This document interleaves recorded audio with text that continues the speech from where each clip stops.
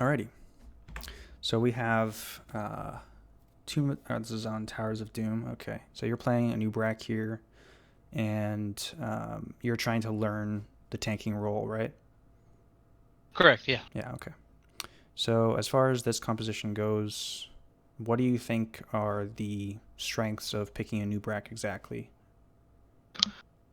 Potential isolation during team fights Okay. for through his web. Should be Okay. looking to web one of them when we initiate, so we can have an advantaged fight. Okay. And as far as who to cocoon, who would you say?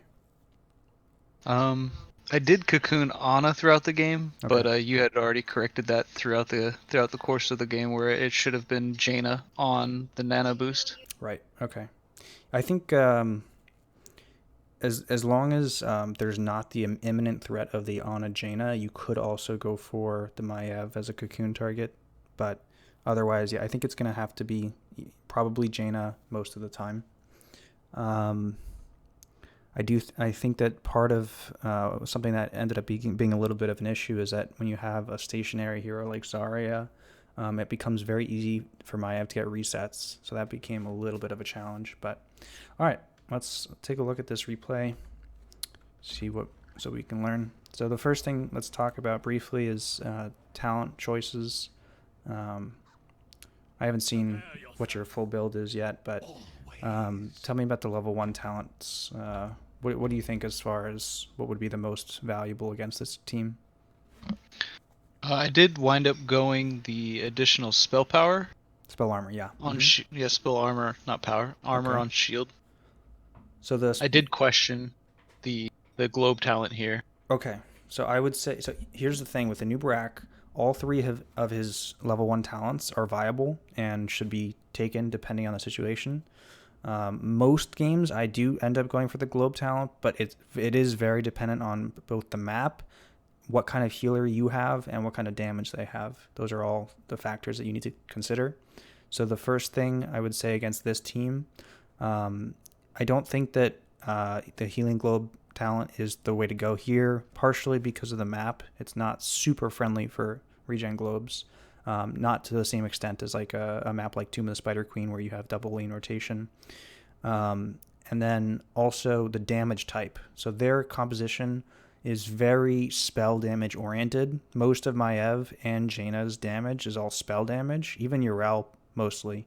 So their composition has very little physical auto attack damage, which is generally the time where you want to be taking the globe talent because there's no need for the additional spell armor. In this case, the 60 spell armor will help you personally survive against the Jaina burst, and that's going to be really helpful. I think this is one of those niche scenarios though where the beetle could have been used as a talent. There are two reasons to take the beetle talent ever. One is when you want to be able to spawn more beetles underneath towers, and the second one, which is the more important one, is when you think that it can get value for stopping skill shots. So in this particular draft, Muradin and Jaina would both get affected pretty heavily by having a skill shot blocked, whether it be a Frostbolt or a Stormbolt. Both of those can be very, very good to block. If you're blocking a Muradin Stormbolt, you're denying him stacks, which not only helps, because you don't get stunned and potentially die, but it makes it so that his power spike comes much later in the game, potentially.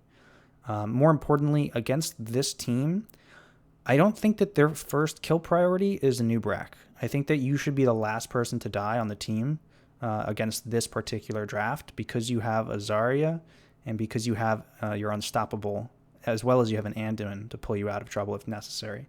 So there's a lot, like Malthael, Hanzo, and Zarya are vastly higher threat targets, essentially, or people that they're going to be focusing on. So that's one of the other reasons why I think that the Beetle talent would probably be better here. Okay. Do you think it's better than the spell armor? I think it's really Given both of those situational. I think situations. you should only pick the Beetle talent. You should pick the Beetle talent in fewer games for sure, I think. But in the niche scenarios where it makes sense, it can be very powerful. In this last patch, they did nerf the hardened carapace. So the shield used to be a 6-second cooldown. It's now a 7-second cooldown. Seems kind of like a minor nerf, but it's quite significant actually to his survivability. There's a lot of times where that 1-second cooldown is going to be very impactful to staying alive. Sure.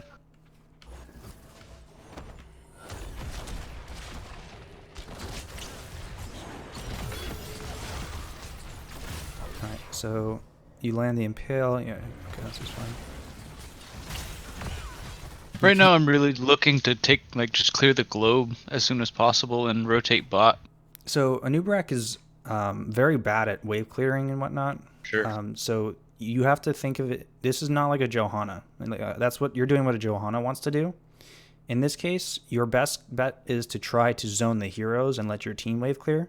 So you want to try and land an Impale on as many heroes as you possibly can. So you got to keep looking to line them up. So repositioning yourself, using hardened carapace if you're about to take damage, and then backing off the moment that you don't have that shield available anymore, because you will take a lot of damage very quickly. That's something you have to realize about Anub'arak, is that he can't stay in the fight for long. And then burrow charging out if there's any immediate threat to you. So for example, if you are about to get storm bolted, or if you get tethered, burrow charging out of it can be a very quick way to get out of there.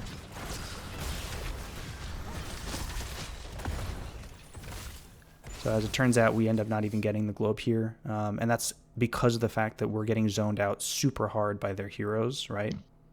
Right. So they're focusing. Not only that, but they have better wave clear at the very first fight. They have the Jaina. We also have Malthael up top to start. So we really don't want to play too aggressively here. Just want to play passive. And a lot of resets coming in there. And I think I die here. Yep. Yeah, that was a really good tether. I totally didn't see it. In any case, so we're missing the entirety of bottom wave, which is a real problem. Ideally, at least one person rotates down here to be able to get it, but we were just super zoned out by the fact that they had 5 people here, and obviously I died here. So, however, they did miss the entirety of the top wave, or not the entirety. They got a couple minions here, but we're not too far behind on experience just yet, as long as we catch bottom soak pretty soon. Good, you're on your way. Cheeky stun.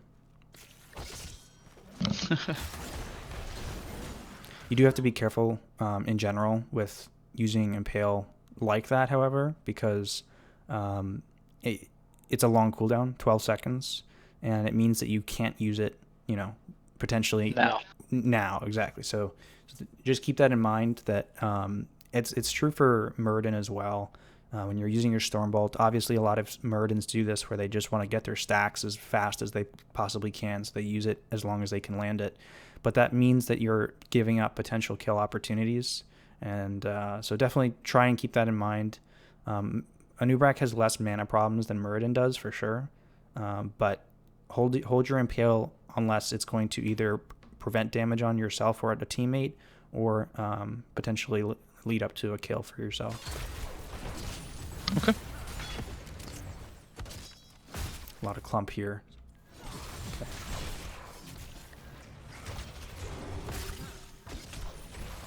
Okay, the burrow charge is good, but you don't have an Impale to pair with it.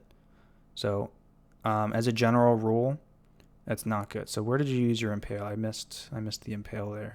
I missed the Impale on the Maiev. Okay. I stunned the... I did get the Ana, I think it was Ana. Okay. Actually, it's Jaina. Okay, there. I miss it. I see. Yeah. Okay, so I think you were looking to hit the Maiev and then maybe also the Jaina. So it said okay, Impale, but yeah, it's unfortunate because he gets rooted here, so that would have been a confirmed hit if you'd been a little bit patient with that. But as a general rule, if you only have burrow charge, it's not going to be enough to really hit confirm for your teammates a lot of the time, because it's a very short stun. It's I think it's like a 0.25 second stun. It's a very short stun, but it does slow them, and the biggest thing about it is that you can reposition yourself. So when you're trying to use it for repositioning, if you feel secure and safe, then you can use it, slightly behind where they are so that you can be in position for body blocking. I think this was a very good instinct as far as positioning. This was perfect positioning. I think you let it go a little bit too early, though. Yeah, I did that a couple times throughout the game. Right. Yeah. So if you position it so that you could maybe hit both Jaina and Maya. That might be greedy because you don't have the level 16 talent yet, but definitely want to be able to be in better position for body blocking. Right. Either way, it doesn't really matter because he's got his blink, and you didn't have an impale. So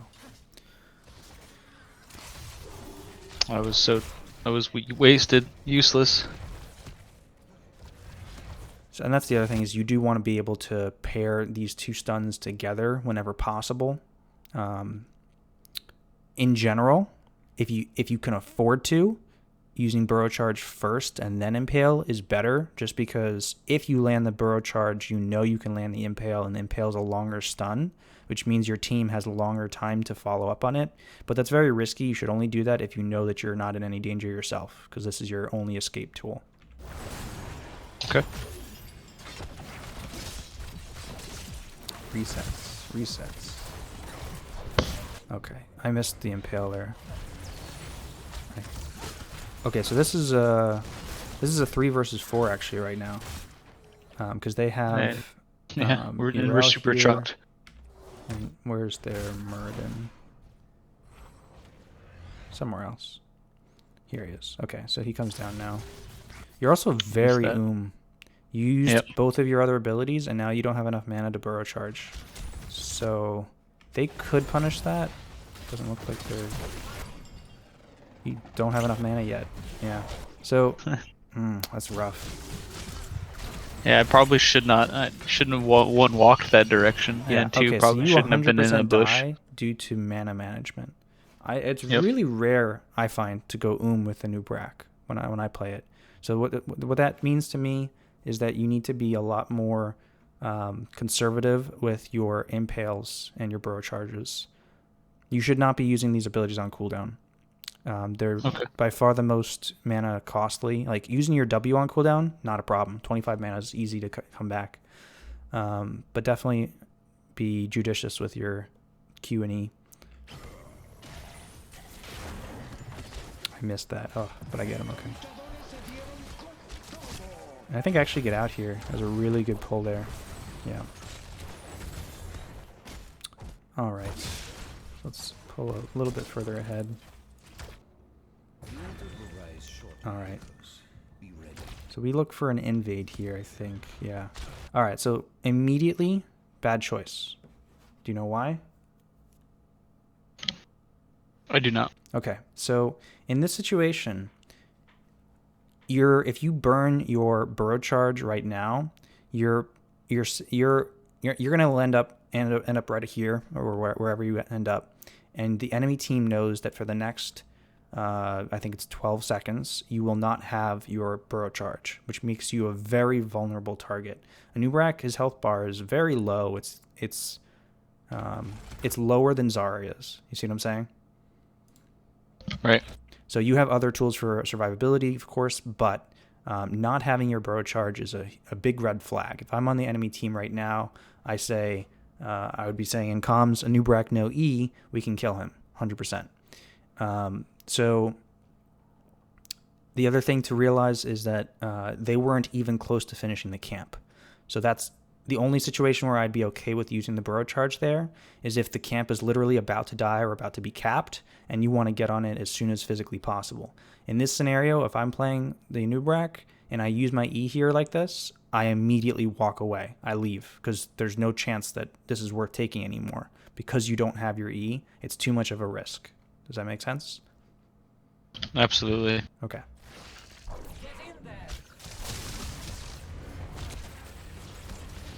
Okay, so now you have both of your abilities down. You use your shield. A lot of playing Anub'arak is about posturing, right? And when you have your shield and your stuns up, you can posture more aggressively. And then when your shield especially is down, you have to position a lot more defensively. Just back up a little bit and then step up when you have the shield back available. I think you're being a little bit, you're showing as if you have all your abilities when you don't right now. They're not really punishing it, but they could. Okay, so they commit with the Muradin jump. You do have your burrow charge back up, so that's really good. This is a fight that is doable, and we do have the Zarya on the point, so I think this is okay. Yeah, your stuns are about to come up, so now it's a matter of finding the stun that really matters. I think it's going to have to be on either Maiev after he teleports or on Jaina. I think those are the two possibilities. So this is very good. Yeah, okay. It was very good because you landed it on 2. I would have liked to see it ideally angled more down. I'm not so worried about hitting the Muradin. I'd love for you to hit the Jaina and the Maiev, but this is still just fine. And I want to take a quick peek at your level 4. So you do go Bed of Barbs. I'm a big fan of Bed of Barbs as a talent. Most games, this is not one of them, and I'll explain why. Almost every hero on their team has a form of mobility.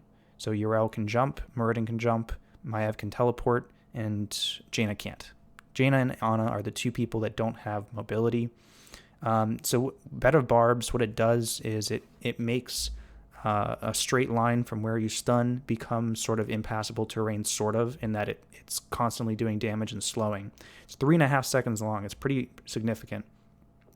So that's really powerful against heroes that don't have some sort of mobility, besides just walking away. So it's really good against like Arthas and Kael'thas and heroes that have no form of mobility other than walking. And in this particular draft, I don't think it would have helped that much. It only helps against Jaina, and I think that if you're landing the stun on Jaina in the first place, I think that's enough. I don't think the slow afterwards is going to be the deal breaker necessarily. That combined with the fact that you've already gotten the Nerubian armor, so I think at this point I would probably just go for the upgrade to the shield at level 4 as well to give yourself an addition to move speed so that you can get out of danger essentially, because it's the counteract that's the Jaina speed. The other third talent for the burrow charge you could consider as well. It gives you the increased range and damage on your E, and that could be good against specifically Ana and Jaina. It's basically like to try and confirm those backline kills, just that little bit of extra damage or range that you need to get to them. It can be useful for that. So I would say either that talent or the other one is probably the go-to for this match, although most games Bed of Barbs is the correct choice. So keep that in mind. But once again... Yeah, I never knew to go anything else outside of Bed of Barbs. Yeah, Bed of Barbs, definitely the most overall powerful talent because it provides additional utility to your kit, right? It's a long cooldown impale, but not now. It no longer just stuns for a second and does a little bit of damage. It also does damage over time, which can prevent people from channeling on objectives, and it can also be a zoning tool with the slow. So it's really powerful, especially if you're using your Qs to line up in a straight line on the path of retreat. It's super powerful, and it makes you more accurate with your Qs a lot of the time because it forces you to wait for the good opportunities. All right, so let's get back into this. Huh. Awesome. All right, so you still have your E. That's fine. Get the shield here. Definitely want to try and deny resets if possible, but we may not. Okay, so here's the jump away. I would immediately burrow charge this. Do you see? Because he's low enough that I think he might die anyway. Okay, good, you do. Perfect. Excellent job. That's fantastic. After you get that kill, walk away. You're not getting this one. Sure. All right, cool. So we get the invade. They get our top cap, which is unfortunate, but it's because we had Malthael rotate in, and then it helped us win the fight, so that was worth doing. I think this is still contestable. We get this one for sure. These guys walk in, the sappers. So your job right now, I doubt that they're going to still contest here, so I think your job is probably to immediately rotate. Let's take a look and see what you do. You stick around here a little bit. Okay. Yeah. It does look okay. So they almost stalled here. It's a good thing that you did stay. because that prevented them from guaranteeing the stall here, which is really powerful. And as soon as this finishes capping, leave here. This is not worth trying to fight. Okay, good.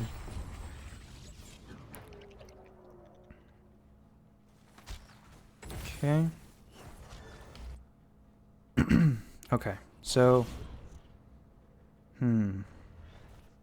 So ideal positioning for you is in this bush. However, where you are right now could be a good place to cut off their approach from this side. Okay, so the action's over here, so that's where you should go. You do have your E and Q. Okay, that guy's already dead. Alright, that's fine. I would just... Okay, they had vision of you already. I would not have used that impale right there. Even though you know you're going to land it, there's no threat to Muradin to use it there. So I would rather you hold it, because now they can step up.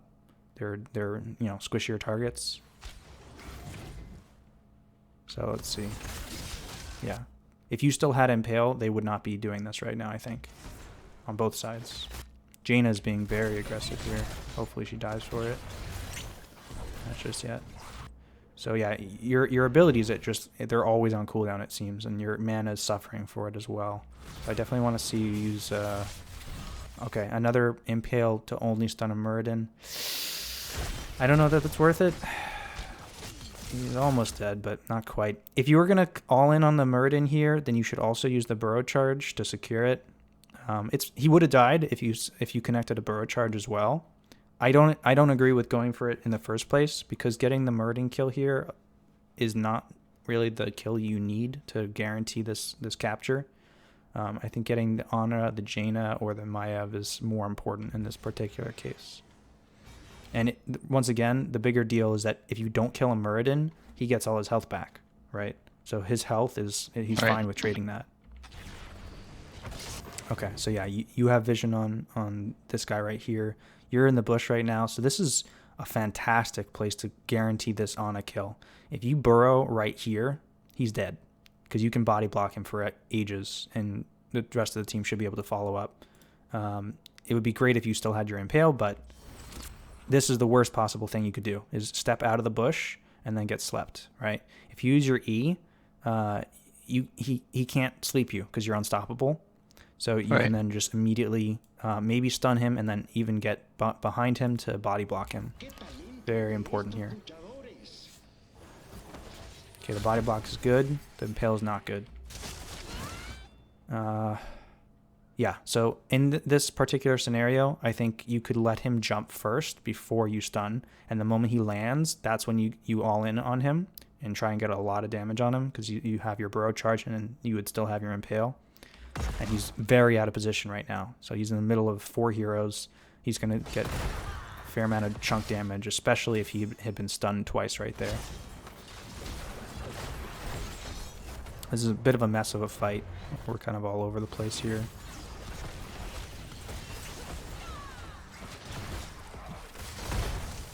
Okay, and you're also very already. Yeah, it hurts.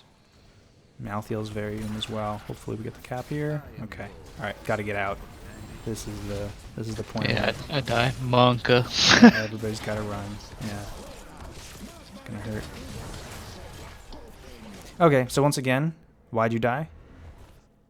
No mana and no escape. No mana. You had burrow charge available, but no mana, right? So the same every time you've died so far has been purely due to mana management, and that's very important to consider. You go for Subterranean Shield here, which is the general go-to talent, especially if you took Beta Barbs. However, if you're going for the Nerubian Armor, I would consider the level 7 shield talent as well, which reduces the cooldown of your shield by up to 3 seconds, depending on how much damage you take, how many ticks of damage. It's really good against heroes like Lunara or Malthiel. Poison damage is phenomenal to deal with that, because each instance of damage is ticking 1 second cooldown. In this case, they don't really have any poison damage, and most of their damage is...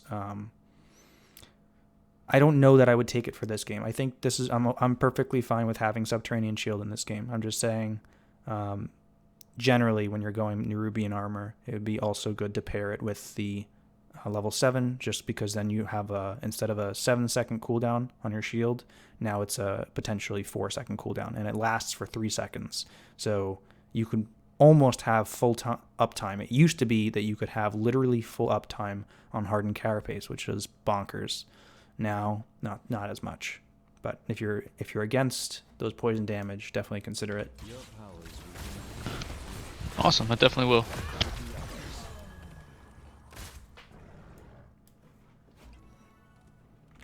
All right. Yeah, you had your E, but you just didn't have the mana. Yep. Okay, so this is a scenario. I remember this. So we're going for this camp right now. We have Vision of Maiev down here, and we have Vision of Yrel up here. I think we also have, yeah, we have Vision of Muradin. So at this point, there's no reason to sit in this bush, because all 3 of the heroes that could potentially invade are visibly shown on the map. So the only thing that matters with doing this camp is the speed at which you take it. Does that make sense? Yep. Okay. Absolutely. You said the same thing in game. Right. Yeah. Okay, so now I don't know that I would use my Impale. I think you should be using your auto attacks and just spawning beetles with your W. Having your Impale is useful in the case that somebody does show up, so that you can potentially turn it. So Maiev does end up showing up, but once again, Muradin is still up here and Yrel was up top. So it's only that in this situation, this is where I'd say turn on this guy. Let's try and get this guy dead, because he's out of position. He does have his E still available and his trait, so it can be hard to secure, but without Impale, it's very hard. Let's take a look and see what happens. So they have 3 heroes. This is all that they can have, because they have 2 up here, and we're 4. So this is not something to be scared of. Unfortunately, Anduin is the one that's all the way up in this bush. That's very unfortunate, but I think he survives. Yeah. We cap, and then we look for this. Okay, so the Burrow Charge, once again, you don't have your Impale yet, so it's not ideal. Also, you use your Burrow Charge and land in front of him, so you can't body block him potentially. He does still have his E, so it doesn't really make much of a difference in this case, but very close to being a kill. If I hadn't have used my Impale on the camp, I would have been okay. He would have died, guaranteed. Yeah, for sure. So that's just, it's the little things, right? It's all these little things that add up to very big things. All right. Just got to be more patient and more conservative is what I've noted so far. Specifically with Anub'arak, patience is very key.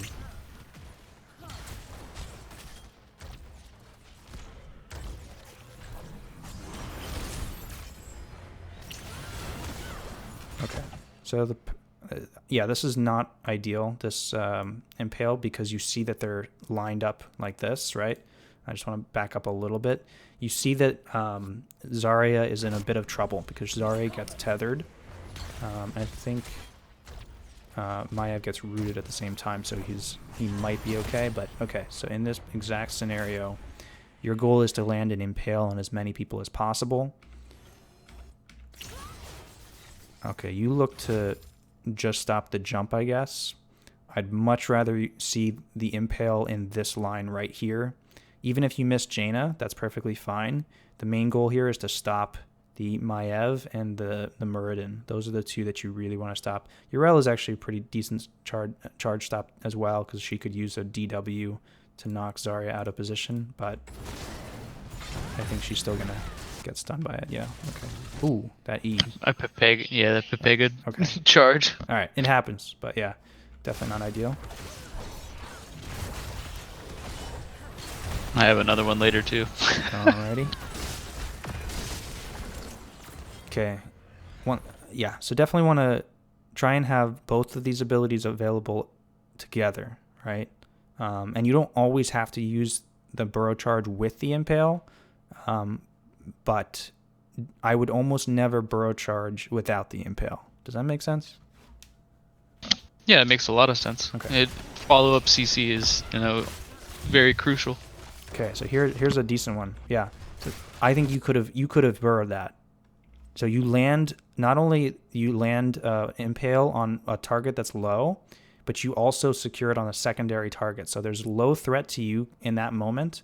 So the moment you land it on the Yrel, I would back up just one step and then immediately burrow charge again to interrupt if he tries to jump out or something. And that gives us another 1 second. So that's one more auto attack from each hero. And that guarantees this guy dead, I think, almost definitely.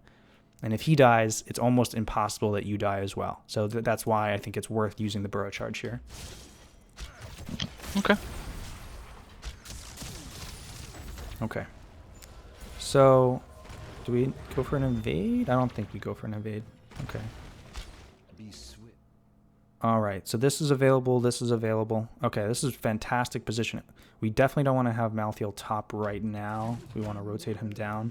It looks like we are getting this first. We know that they're coming from this angle, right? Because we saw most of their team up here. I think it's only Maiev that's down here. So positioning here, I don't agree with. You also have Muradin up here, visible on the map. So there's nobody coming from this side. I think you should be where Zarya is right now. Okay? Yeah, absolutely. Okay, we get the channel on this one, which is really good, but there's still another one down here. It's only Maiev right now, so I can't cap it down here alone because Maiev can stall me forever and she probably wins the duel. So we definitely need to respond with 2 people minimum, 2 people down here. So one more person, 1 person channel, 1 person zoning the Maiev, somebody ideally that wins the trade. And then the rest should be trying to prevent them from rotating down. That's the idea. So your job is to try and prevent them from rotating down, right? So ideally, right. Let's take a look and see what happens. So yeah, okay. You're sort of doing the right thing. The problem is that you don't have vision of right here when you're standing in this bush exactly where you are. If you're going to stand in the bush, you have to stand right here on the very edge so you have it's a diagonal point of view. But you don't even need to sit in the bush. There's no real reason for it. In this situation, your goal is to stop them from rotating as fast as possible, and you can do that by just literally staying in vision and launching a Q, which will slow and dismount, and then leaving. If you're in any danger, you immediately burrow charge away. So yeah, exactly what just happened is why you don't do this, right? You had no vision because of exactly where you were standing, and this guy is going to get the rotation much faster than if you had stopped him right here. You see? Right. Okay. So yeah, this guy gets through. Okay, so that's a decent stun. I would have rather had the Yrel stopped first, but nobody's channeling. That's a real problem. It needs to be Anduin channeling right now, but really good stun here from you. But the moment that that's over, you're in trouble. You're in a little bit of trouble right now. You do have your burrow charge, but definitely a rough situation right now. Okay.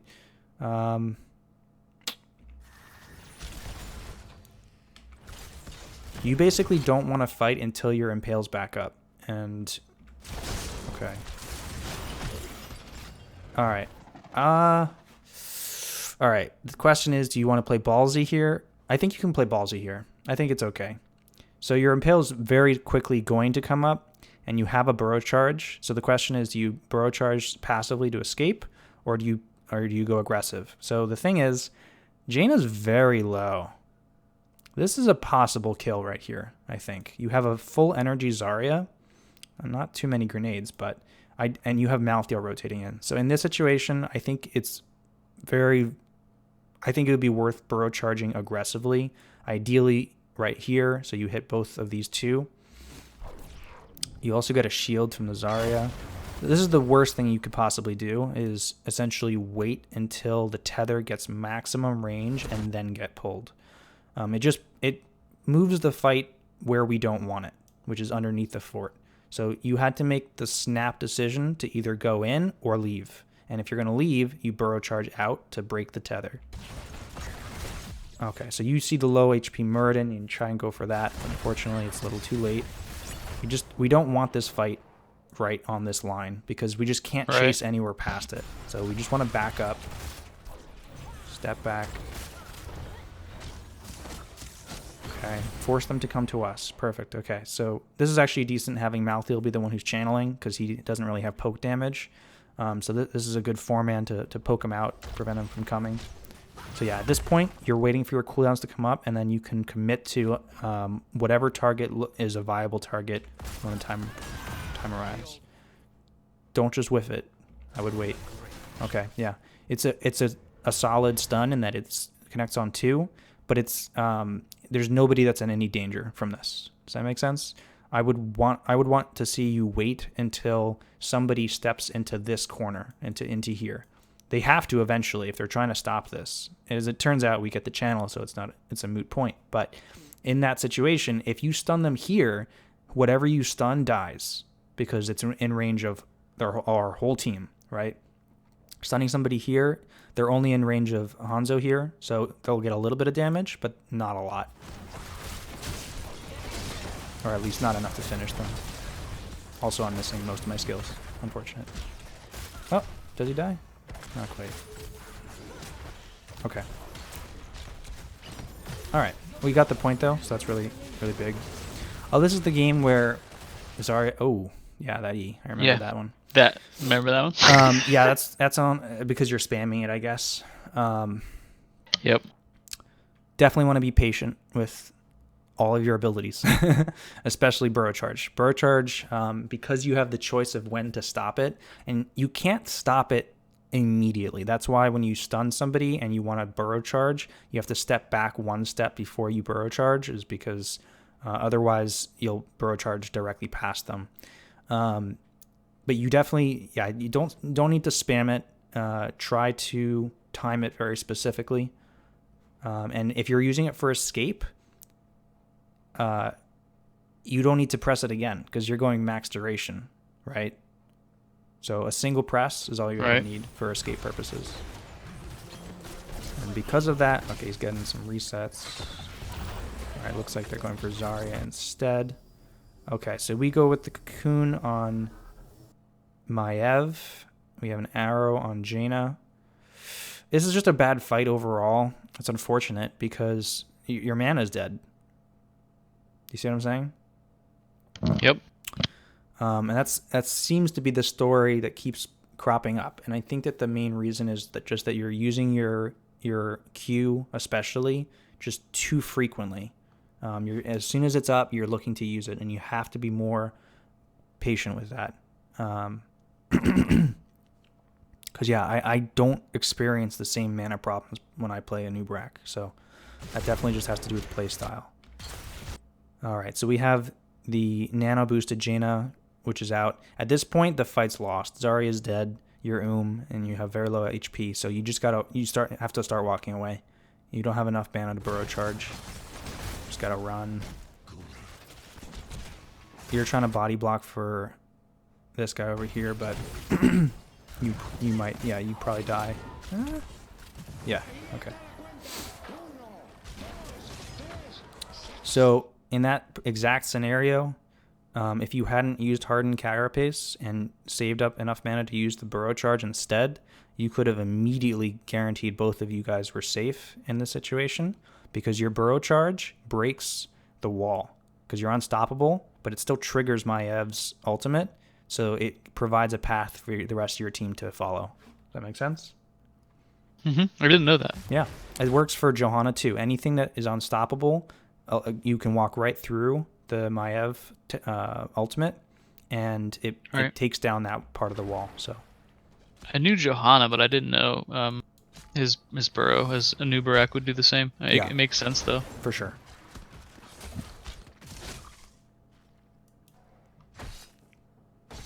And also, I forgot to mention in the beginning, just in general, this game is roughly like Diamond Masters, I would say, on average. Probably Masters average of players. So just something to keep in mind. I assume you're still learning Anub'arak specifically for tanking. So Anub'arak is definitely one of the tanks that can be more punishing in higher level games, because people will see the mistakes and they'll punish them more. Can get away with a lot more at lower rating. This guy's dead eventually. He lived for a while. Okay, so yeah, because we see the overcommitment onto this, we try and race this. I think we're doing a little bit slowly because we're not all on it, but okay, so you're zoning here, that's fine. So it doesn't look like they're gonna come. That's good. So we get this for sure.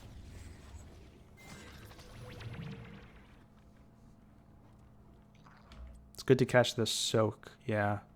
I think you can catch the soak. The only problem is that you need the towers to help you clear it, so you don't want to spawn beetles too close. So you want to come up on this side and sort of catch them when they come to here so that the towers help you clear the minion wave faster so you can get to the objective in time. I think that's the impale beetle. Impale beetle. Oh, I see. Yeah, probably. Yeah. That's fine. This is perfect. Probably don't need to use impale, but that's fine. All right, so what's going on here? We're looking for an invade. This I would. So if I'm you in comms right now, I say I wouldn't go for this because of the fact that you're not available. You also don't have impale because you just used it. But by the time you get here, it'll probably be back. Let's take a look. Yeah, they've already got it. So we also definitely don't want to invade this because we didn't have Malthael. He just rezzed. But he's going top for some reason, which is really bad. Okay. We definitely do want to contest this. We can stall it for a while. But I get tethered and stunned. Good pull. That saves me. Okay. Malthael's still up top. Very, very bad. Yeah, I don't know if we can possibly do this without having Malthael present. As far as you go, okay, so we have vision on 4 of them. We don't see Ana. You still have your cocoon. Okay, they're very much so all-inning on Zarya, and it looks like we're about to get a pretty decently large arrow here. So this is... oh, you just ripped your impale. That's unfortunate. It's going to overlap with the stun.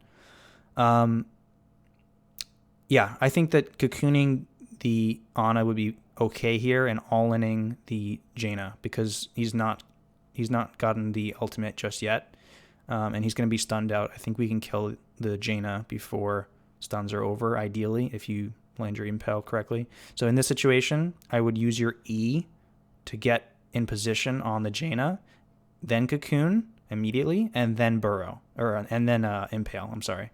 So let's take a look and see how this plays out. So yeah, the impale stun completely overlaps with the arrow stun, unfortunately. You then use your cocoon, but you haven't used your burrow charge. So basically we have 3 stuns, and we only really use 1. You see what I'm saying? Yeah. So that's unfortunate. Also, the Jaina has gotten the nano boost.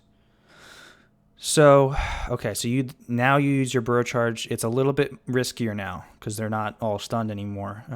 Jaina is very low.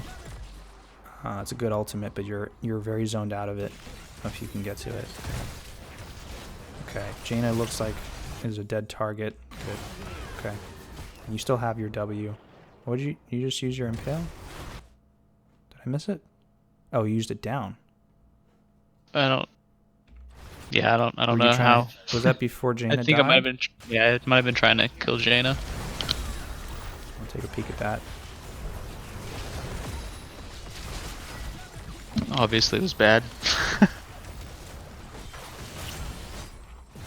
Yeah, okay, so you just wanted to use it to secure the kill, but you should see that I'm here. I'm going to definitely get that kill. So definitely not worth it to use Impale as a last hit if you know that others can get it, because it's really long cooldown, very impactful in team fights.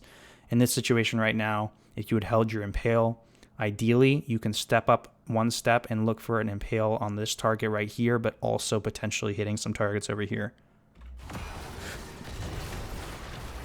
Yeah, if you step up to here at this point, I think this is a nice line you can land. Okay, so we do have the first kill in this situation, but it's not fight over yet. We're clumping quite a lot for the Maiev here, but I'm getting some nice wall W's here. They're rotting pretty hard. Muradin's dead, and that looks like we're gonna get that one too. Unfortunately, this is where we get the disconnect. It's very unfortunate, but so at this moment, I remember thinking, okay, let's hold off on capping and try and push this right now.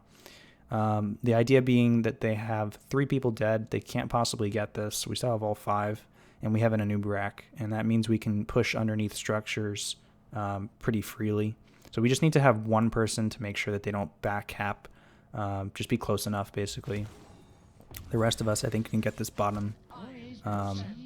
Yeah, there's no reason to sit in the bush there for sure. Resets. Gets a bunch. You still have burrow charge. Another thing to consider is that Maiev Tether does most of its damage when it pulls, or if it pulls. Okay? So by tanking that, especially without hardened carapace, it's really not good.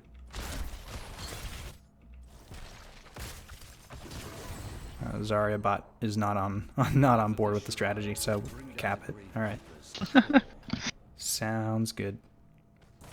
All right. I remember this. I die here because Zarya bot goes mid. Anduin, I'm not sure what he's doing. And then you go to tap, yeah. So if either the Zarya bot or the Anduin were close enough to me, I don't die here. It's really unfortunate. Tried to save you, man. Yeah, no, absolutely. I mean, I don't fault you for tapping. That was the right thing for you to do. It's the other 2 team members that should have been sticking around here, because the bottom lane is where you want to be anyway. Team member and bot. What's that? I said team member and yes, bot. Exactly. All right, so that was an unnecessary pull because you still have your burrow charge. All right. In comms, right? Ideally, the healer would ask, are you in trouble or whatever, and you just say, no, I'm fine, because you're in zero trouble with that, even if you don't get pulled. And this, it's Zarya, it's the bot, so the ultimate definitely is obviously not necessary.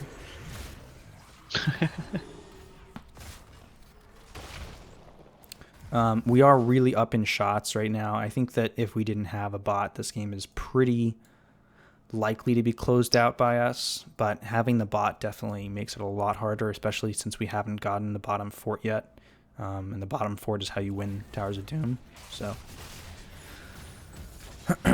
once again, throwing out your Q to hit a Muradin is purely wasting your mana. That is the only thing it does.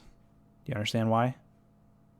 Yeah, because he regens the damage that I do to him. Exactly. So if you're using it to trade damage, you're wasting your mana purely. That's the only thing it does, because there's no threat to him. And now for the next 10 seconds, there's no threat to anything else on their team as well. So just got to keep that in mind. You're also use your W there after he's already storm bolted, so there's no real reason for it. And now you don't have it right now. So right now you could block a lot of Jaina damage that's incoming if you had your W.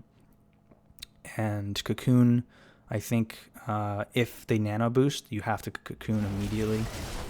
So you Cocoon the Ana instead, which is okay because it's before the nano, but it doesn't matter because that guy's still dead. And this, you stop your E again. At this point, you just got to walk away. No point in sticking around. You are in threat. Just by staying around. If Yrel jumps behind you and DWs, you're dead. Guaranteed. So you just have to have a lot more respect for not having burrow charge. Not having impale as well. Just when you don't have your cooldowns, you are not a hero anymore. You are a husk of a creature.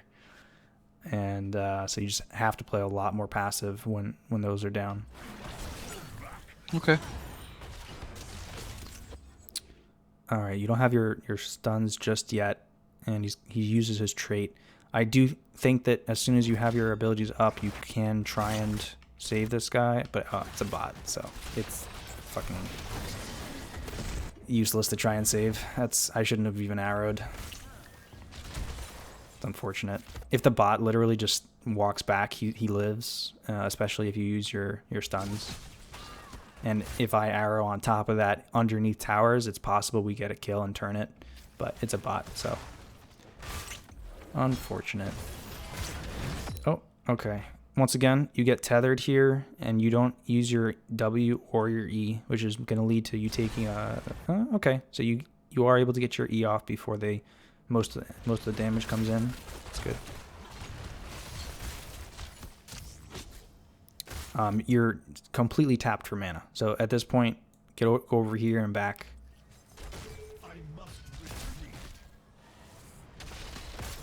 Okay. Single cap down bottom. The altars have risen. I think it's possible for us to take this. It's, yeah. Oh, Malthael's still top. I don't understand why. It's really not good. It's not, you know, a talent here that we don't want. I mean, we have a bot, but you can't just give up every fair objective. So this is a fair objective, which means that we actually have a bit of an advantage because we have better poke. We can long range poke from like this area to guarantee that this doesn't get captured. Between Hanzo, W's, E's, and then Zarya Q's, like, and even Impale, you can use it for long range poke. It's really decent to prevent the objective from being capped. But yeah, we can't do that if Malthael's not really here. So it does appear like we're going to have to give. All right, so you get your shield. Okay, good. So you E out. Obviously, you stop it too soon, but it doesn't really make a difference in that particular case because you're close enough to your fort to be in no danger. I feel like a fight happens pretty soon. Maybe I'm wrong. We really want 16. We can go for our camp right now, but we have to do it immediately. Like, we have to clear this and then immediately do this because they're definitely doing theirs. We gotta go, go, go, go, go.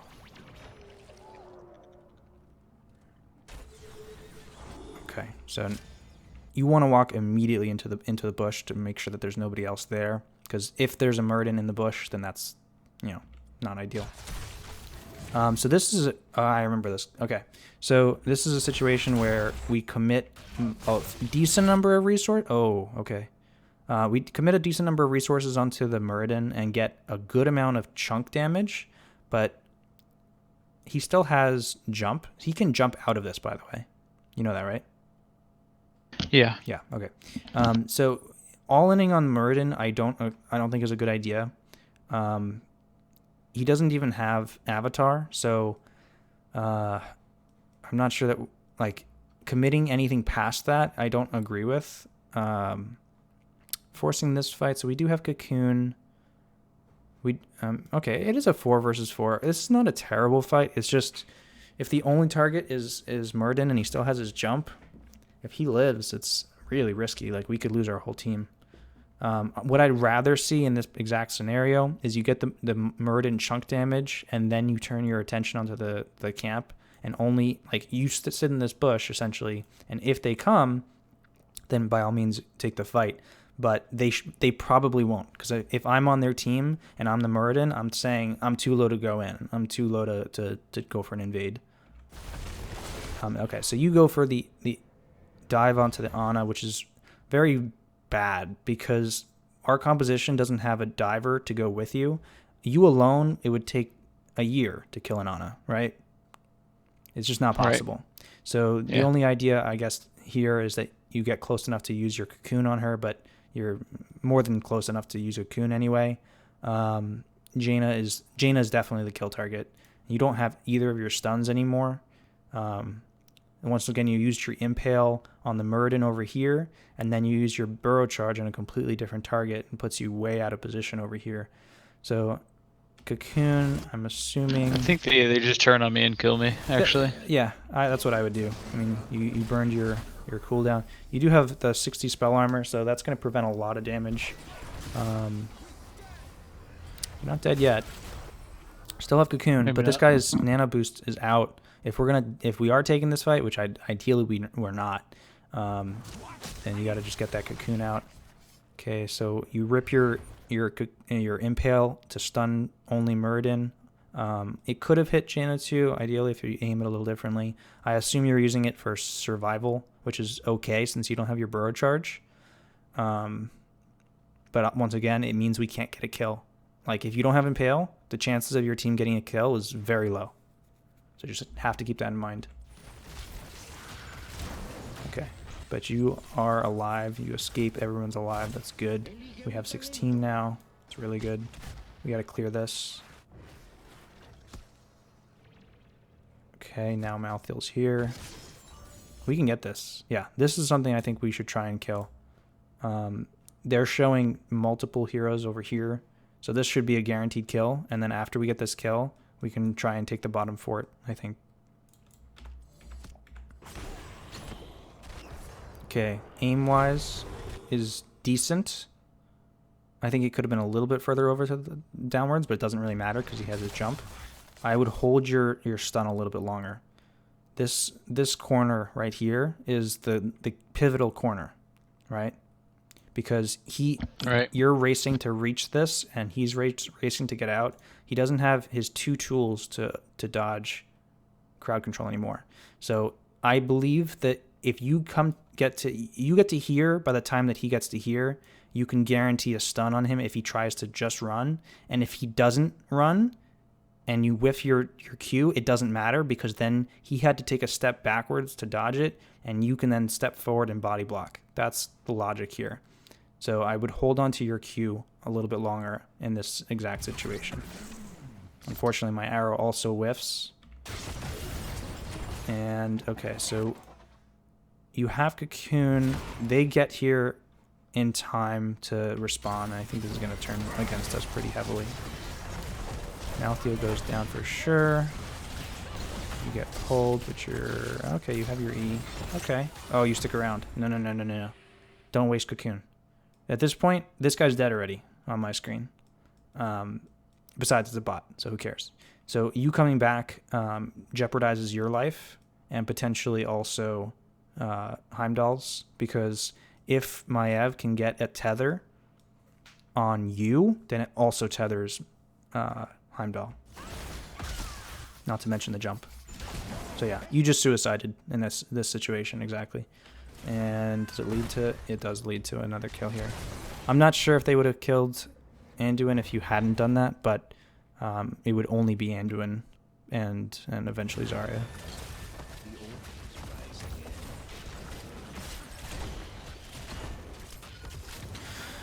All right. So they get a triple cap with 5 shots now. This is, once again, we're playing with a bot, so pretty hard to win with a bot. Less than ideal. I chose this replay because I want to learn Anub'arak. Absolutely. But there's a lot of stuff to like, learn. Yeah. I felt like this is probably one of the tanks that I feel the most Pepega on. Mm-hmm.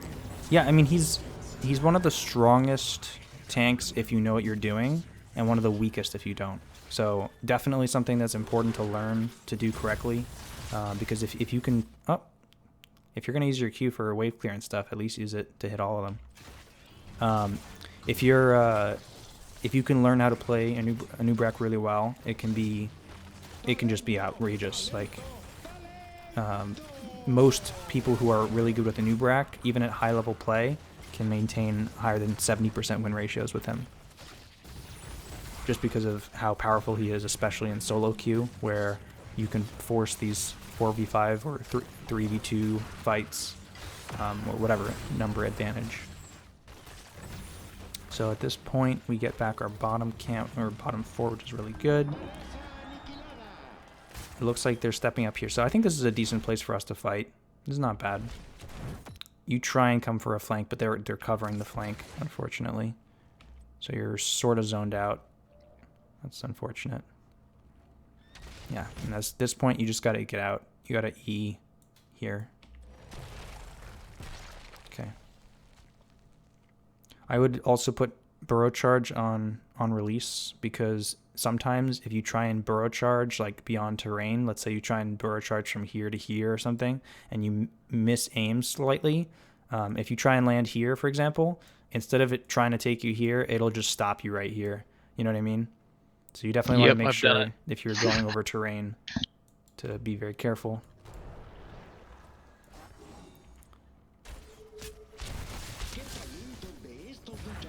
Okay, we have... Alright, Zarya rips the ulti. Alright, there's a tether only on you. Oh, okay, this takes you out of the fight. This is the one that I mentioned to you earlier, where I was like, don't worry, I have another burrow charge. That's Gotcha. the burrow charge. It's when not I did terrible. This, it's just, it's it takes you out of the fight which Exactly. I don't know that we necessarily want this fight. I mean, it's not a terrible fight. Urel's up here too, so it's 4v4.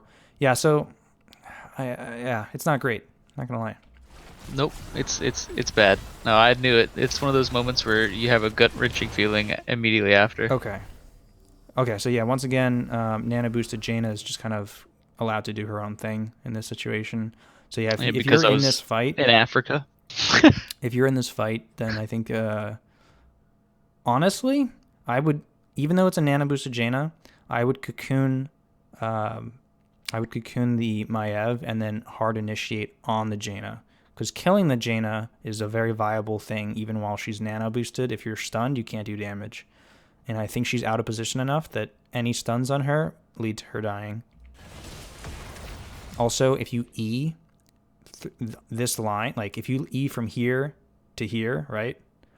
Right. This line, you get rid of 90% of Maiev's ultimate, which helps the rest of our team tremendously. Alright, so the rest of this fight does not go well because we have no damage besides a bot. Max range E out. Maybe still dead? Yep, still dead. All because I decided to take a trip to Africa. I mean, it's no guarantee we win the fight if you don't do that E, but it definitely doesn't help. Alright, at that point I think that's pretty much game. They get the cap here. They get both of these caps. It's 10 more shots. They get this one, they go for a 6 cap. We try and get back bottom. We do get back bottom with only one shot going through, and then we have to defend up here, so there's one more fight here. Okay, so I think we hold at the line, and then it's at the objective where we lose. Yes, but I mean this is the last like real true fight, I think. Sure. It is 19 to 21, so our goal is not to take a team fight; it's to clear the camp. That is the goal. And I just the entire time I was thinking about spawning beetles here just to keep them from walking forward. Sure. I don't think that you should use Impale only to hit the sapper camp. I mean, I'm glad you hit the sapper camp with it, but ideally you also secure it on a hero as well, if possible. Because right now, look at this. You can now hit maybe 2 heroes and the sapper camp as well. It'd be pretty useful. So the E in, not a huge fan of. Well, it doesn't connect to anything, but it also just makes you a target that can die. Cocoon. Okay, Muradin Cocoon is okay here. It's okay.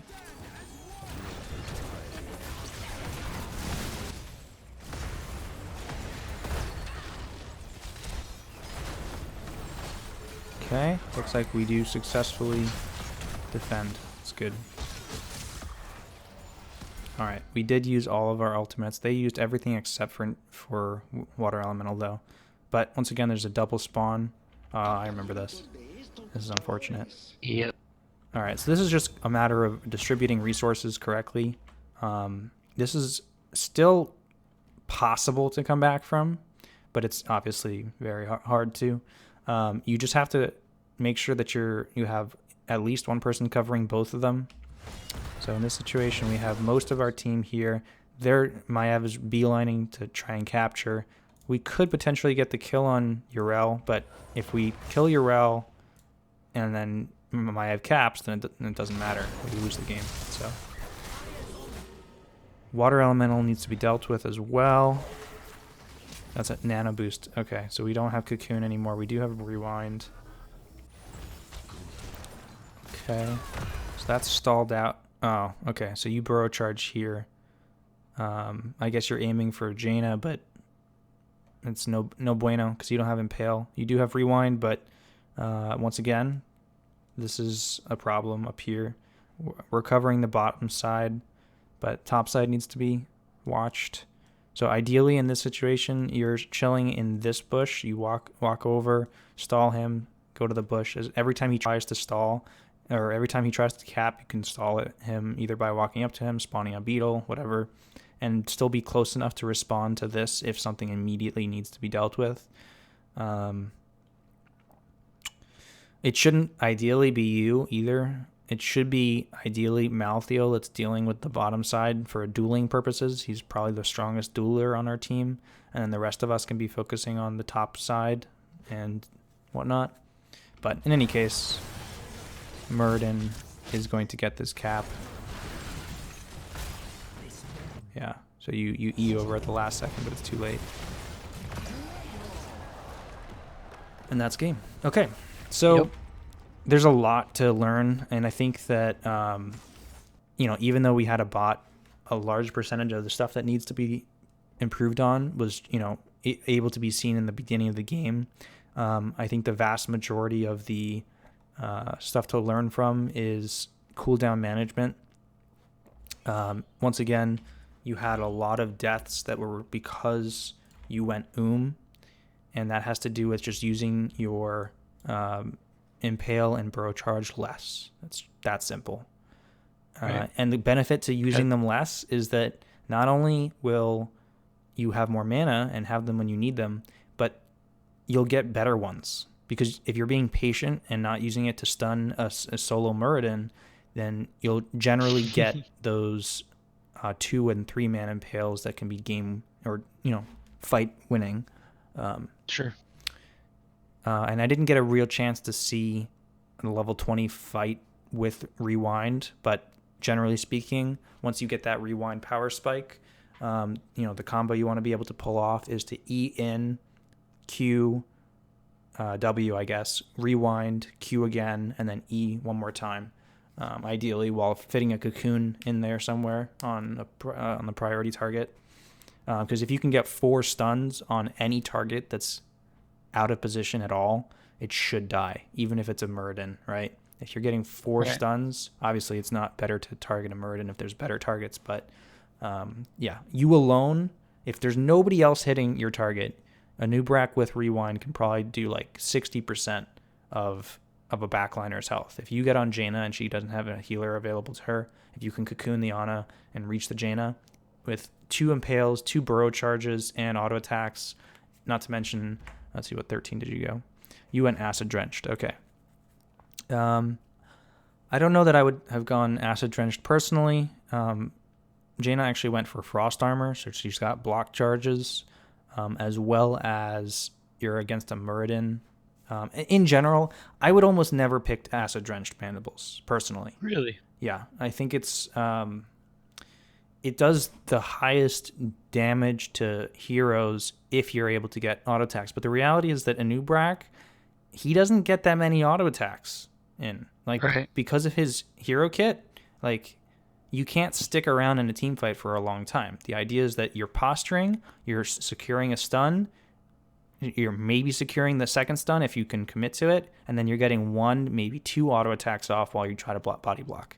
So would you rather have that 1 or 2 auto attacks be buffed conditionally based on whether or not you landed your CC, or would you rather have either the W talent, which provides the AoE damage based on where you're every time you use your W, and that's another situation where having the level 7 talent for the reduced cooldown on your W means that you're also buffing your level 13 damage, or going for the Burning Rage. The Burning Rage is the most all-around. It's never bad. It's never bad, right? Because Burning Rage is still going to be giving you PvE help, but you don't need to auto attack for it to take value. And also blinds or any type of auto attack slow are impacting this talent, and this talent does absolutely nothing for you PvE wise. So I would almost never pick Acid Drenched Mandibles. Very situational. Okay. If you went for the W build, I would always take the W13. If you didn't go for the W build, then I would consider Burning Rage on 13. And then Debilitation is also just a niche choice that I would probably only pick against maybe Kel'Thas with Pyroblast. It's probably the only situation I would consider it. I get why you picked it here, because you want to reduce 50% spell armor or spell power on Jaina during Nano Boost. But Epicenter is just so much better of a talent. It's what enables you to guarantee that you're actually landing the burrow charge on not just one but multiple targets, and also reducing the cooldown on it, which is really nice as well. If you're landing like a 3-4 man burrow charge, it means that you'll probably have the E up for an escape if you need it, or to chase further if you get a kill. So debilitation, it's just not worth it most of the time. That's how I feel. Debilitation, as I said, against a KT with Pyroblast, after Pyroblast is already cast, you can then E onto the Kael'thas if possible, and it'll reduce that damage by 50%, which is pretty nice, if you don't have any other tools or ways to deal with it. Otherwise, Epicenter. Okay. The rest of your build, and we already kind of went over it all. Yeah, Cocoon, you're going to want 99% of games. The only time where you might consider not going Cocoon is against like a Liming with a Disintegrate, or Tychus or Tassadar, heroes that can burn it almost instantly, where so you're just not going to get any Cocoon value, so it's like not having an ultimate. The rest of the build, yeah, we kind of already went over that all. So generally speaking, Epicenter, pretty much every game. If you did go on level 1, if you did go for the Legion of Beetles, then you could consider going Leeching Scarab. I'm not sure if you even need to, honestly. Like in this match here, I don't think I would. I think I would stick with either Subterranean or even go for Chitinous, or Kidness or whatever. But anyhow, yeah. I think that covers most of the specifics of areas of improvement. I already talked about Cocoon and who to use it on. It's very important. Timing is everything with Cocoon, making sure you're using it as soon as you are ready to go in, or as soon as you've already gone in. Timing is very key. Because if you use a Cocoon in the middle of a fight, when your cooldowns are down, it doesn't really do anything. It's just it says it lasts for 7 seconds, but any damage is reducing that. So you basically can only count on it being real crowd control for maybe 3 seconds. That's what, an average. And in that 3 seconds, you better be crowd controlling somebody else, right? Ideally, you're killing somebody before the Cocoon breaks. That's the goal. And then for 20, always rewind. Unless you went Hive or if you didn't go Cocoon, you can maybe consider Hive Master because it's pretty nice. But otherwise, rewind always, because 99% of the time you are gonna go Cocoon anyway. Perfect. Yeah, I think I just need to really be more patient with, like you said, ability usage. Yeah, and this goes for any hero that has mana management issues. Is playstyle fixes that most of the time. Like, obviously, like a hero like Tyrael, for example, highly mana intensive. But if you play him where you're using abilities only when absolutely necessary or for the maximum amount of value, you'll notice that you don't have nearly as many problems as you normally would if you're just using your abilities whenever you want. So yeah, you just got to keep thinking, how do I get the most value out of each ability, and not use it on cooldown, because the only time you should be using abilities on cooldown is actually pretty much never. If you're using any ability on cooldown, it's probably not good, because you're not going to get the maximum value you probably could be getting. Okay. All right. Cool. All right, Perfect. man. Any other questions? No, I think that's it. Really appreciate it, man. I Absolutely. definitely took a lot of notes, and we'll hope to come back with another Anub'arak game in the future. See some improvement. Sounds good, dude. All right, brother. Take it easy. Take it easy.